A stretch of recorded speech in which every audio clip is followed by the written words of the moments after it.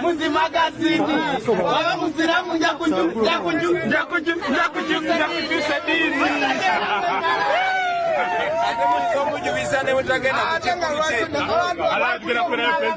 Atidemu mokagelo Saturday mojeba no teri adogoda no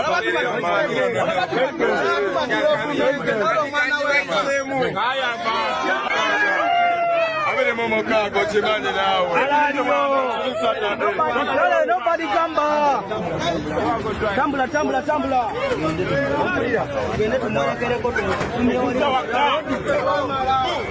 Nobody gamba.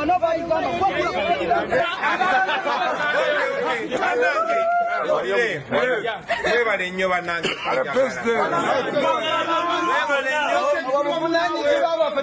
Njagala mumanye baboyi.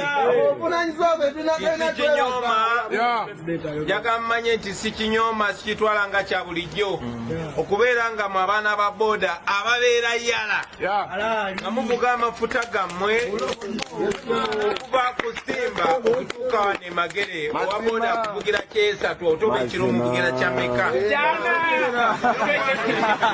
mukuze digiri wammwe ne mujja bagulidde mafuta. Njagala mmanye ekisiima ababoyi bange mwebale nnyo mwebalire ddala.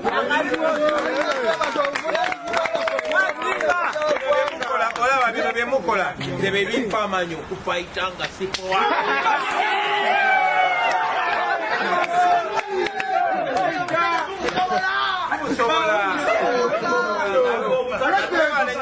Ulira okujjako seppewe mukumanyi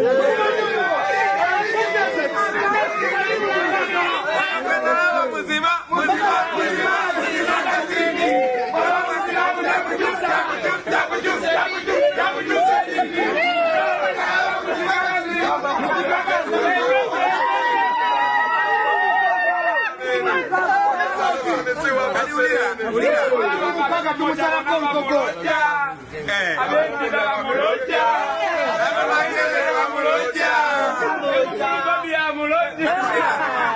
mutabani wange temumanyi obusajja bwannemesa oba kuba omuziki era batabani bange babaayo nga nga baba yaye batuleka mwana batufata nnyo tufaayo kyenkolako njagala basaba mambi mugende mulira mwana atwegera nyo okusiba gwe njagala basaba bambi mugende muwagira eddogo wange ono naye akagulu Saturday mugende mube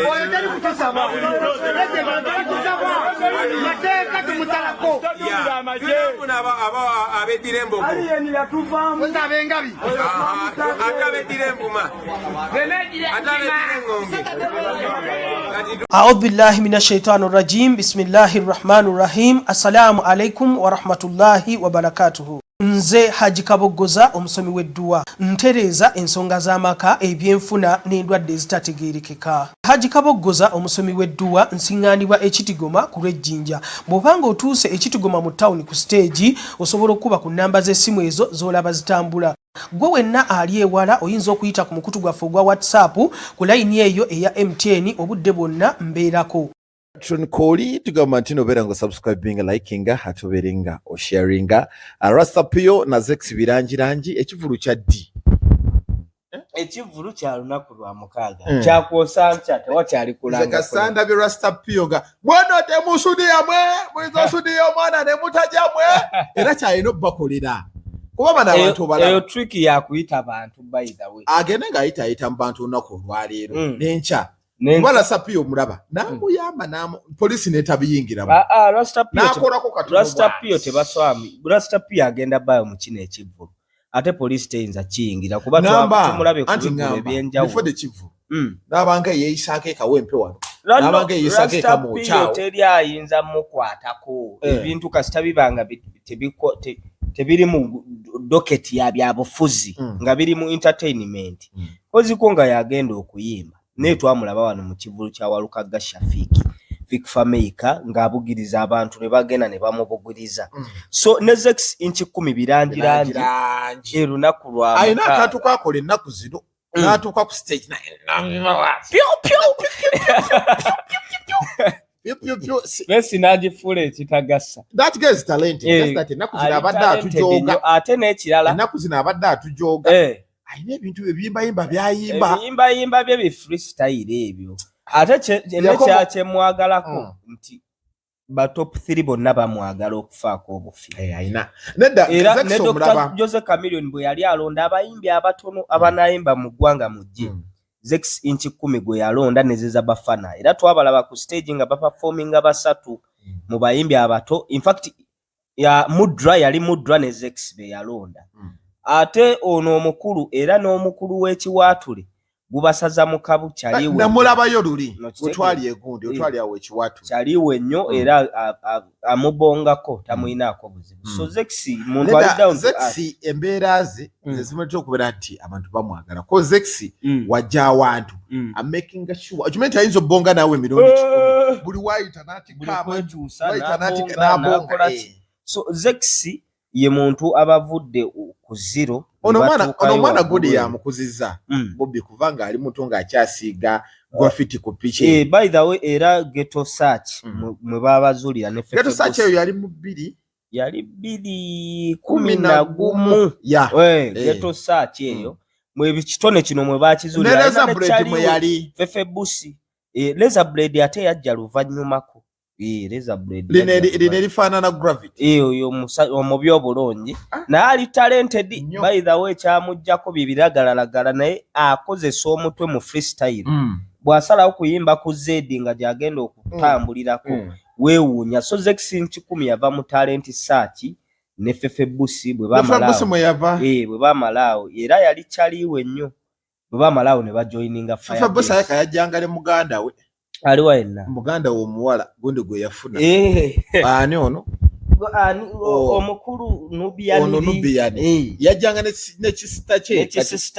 nekimukuba era tekyamuleka muganda wa Fefe kyekimunyigira ettooke muganda wa Fefe yafumba tawa waliwo n'olimba lwalina simanya ayina we yayimbira nti ewa Bobi yo inayo gonde ewa Bobi ayinayo emirangi yanywera oluganda lwanyu. I think it's the right time for Fefe Busi okustaging up performance. Chensingo okwewuunya. By the way tetulina rapper kati ali vibrant mu industry nga Fefe Busi. Nesimanyi Fefe Busi lwaki tawa abantu concert. Abayimbi bazze wano ne batuwa ba Fikfa Maker bano ba John Black abantu in fact abo bonna betwogera ko ya Black wo ya leta agenda kuddamu aleta agenda kola. By the way let me talk about John Black. Abayimbi manyi bayina omuze abayimbi babaddemu ajja ku station nga yina abantu nga lokonkomoli gundi yanga mulo yasembayo kujja ku station yao batambula bonna bamayuse bafuluma mu motoka abantu nga abiri babanga miyayo oba babeera mu motoka olumunga buli omu yeetisse mu abamubeerera kasofu na oteeke bina oba olitadde ku kisambi kya munno tusimbule balina buno bu impress oba bafubutuka mu motoka nga balinga abiri batuuka bajja bonna bayingira studio bawunya bakoze Katonda amatama gonna gabazimbye okitegeera emba zonna zibaanamye. It was last week. John Black omanyi abadde kutuwaye najja ku station naye ali nali sifunanga ko nnyo mukisa bayimbi bano betulaba mbu mfune omukisa ngereko ne John Black yabuuza kuva ku receptionist ne gwasanze nga ali nyerifuti agenda bibi ali down to earth atambula n'omuntu ate yeisanga superstar omwana oyo atambula n'omuntu management ye eri enkadde ya mubba sente okumwogoloza yali emutambulizaako abantu nga batambulira nga 10 okuva lwe yabeeyawulako atambula n'omuntu omu oyo gayo muwanvu ndowooza yasinga okukola video kati ez'akabi e Uganda annange sente aziyina ate azeeteekamu yomanyi music bw'otamu investinga mwera oba tojja mufunamu nnyo okusinga ku banna abamuteekamu ne basala ensalo kuba nze ndaba Fefe yatuuka Fefe yayongera dda simanyi ndowooza buba butekkiririzaamu ne Fefe Busi tasobola kuyita bantu ne batajja oba alinga mungi ye tali nnyo ku bino simanyi naye tumanyi bulungi nnyo nti sente z'e Uganda wano abayimbi bazifunira mu bivvulu okitegeera muntu astaginga concert ng'eyo ennene wafunira ku musaaganda gw'ensiimi nti nfunye obukadde bwange 8 obwekutte kambuteeke wano. That's why gravity omulaba gravity speed kwakulaakulanira y'ensonga nti buli gravity buli mwaka atuwa Ekivulu oba afunye obukadde 40 oba bimusaze n'afuna 35 busobola okukola ekintu ekikoze ekyekutte ewamu. So Fefe Busa we musabira olaba Zex atuuse ku extent etuwa concert. Lwaki Fefe Busa tetuwa concert? N'alangira mu kaseera akatuufu. So Fefe Busa bannange totukola bubi tuwe Ekivulu. Nze nakugamba nti abantu abanyambaza engatto nga bastageinze ebivu. Kuliko Dr. Jose Chameleon. Kuliko Big Size Bebe Banta. Bobi Wine ne Fefe Busa. Mu bana abayimbi abaliko. Omanze nina feeling omuyimbi bw'ategeka Ekivulu ne staff na feeling eyambala ngatto kugendayo. Mbasi kiwulira nti anaafuna abantu. Nange nina kimu. Kasamba na kiri ngenda sigala waka. Mbana abantu abanzikiririza tugenda beera ke waka. Obuzibu awo bujira naye buli omu abana abawagize. Naye Fefe Busa tumusaba Ekivulu. Zex we mbanga mwajja mwenna ate gwe wamusooka penetrating bw'abanga atuuse ekiseera n'atuwa concert.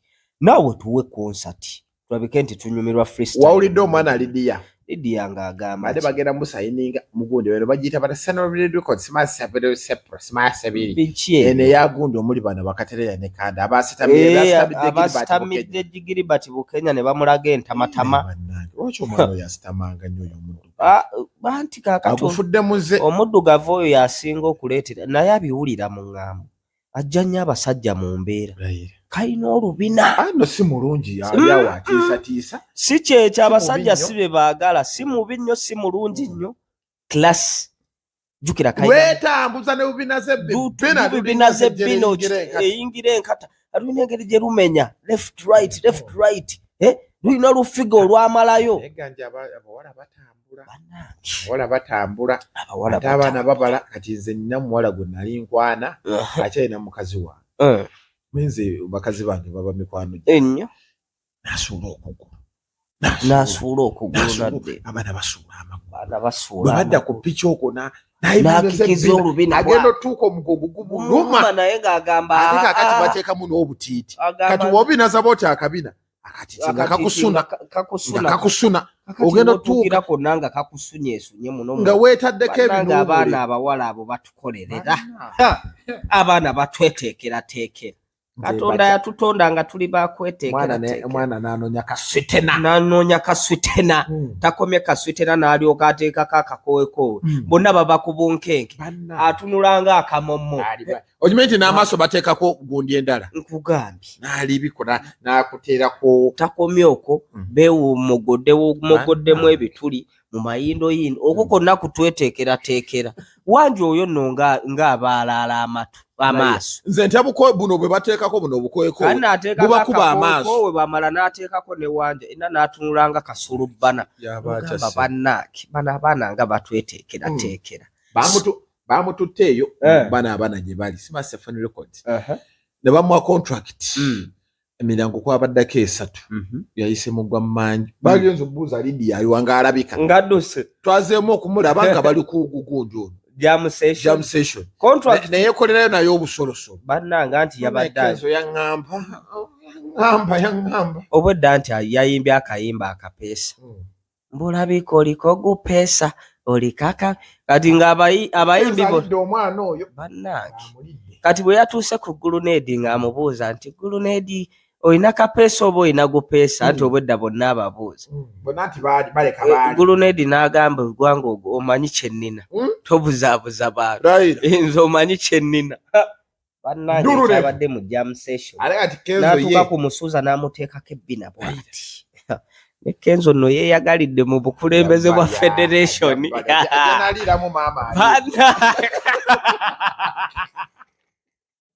Moze lwaki otyoboola abakulu nze yakasooka mama alima nakakandi n'omutima nze ebintu ebyo ntobiyisa mukama wanyimidde ku misaji kuba omuntu gw'ofuŋŋanya omumanyi gw'oyogerako sife abaamuwa ekitiibwa ffekka kuba ffe abajjajjaffe wabula nze nakula nalonga waali bonna Nenanyi mbe yagambye. Bamugambye mama ali manamakula. Yanzala. Simanyi banzala. Abavubuka mutandise okuti bwotyo bwe wabadde oteeka papa omumanyi omusiime gwe. Oli kuva omusiime w'abeene omusimbye ennyala era nkutya.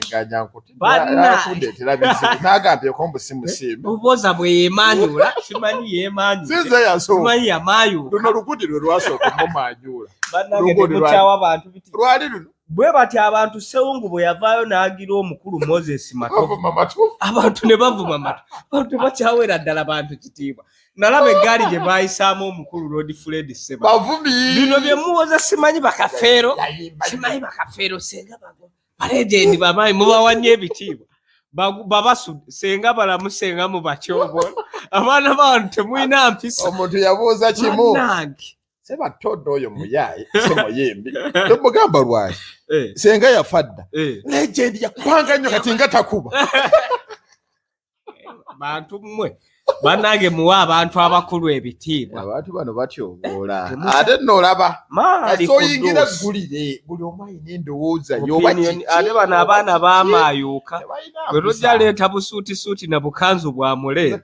Olowooze nti tebaaku. Mutabani wa Kamiri kye yakoze Seeguya. Mu kye yamukola. Bwe yamutula ebikooti. Nebikooti byamukiyembe ebigatto byateeka wansi omukulu Seeguya wansi. Anaye leero yayambadde masavu ga mbizzi ng'emmonyerekete eringa bwe. Anaye yayambala bubi. Oba yagiyisizaako. Ye nakiro etanyumira ngoye. Sajja anti figa yeeyo si kweza enkobogo z'alina. Alinga mu enkobogo anyumira engoye. Alina kwambala binene. Ebirina kuba binene nga tebikwata. Ganja katukomano solo zendala nyingi nnyo temuva ku Megatron.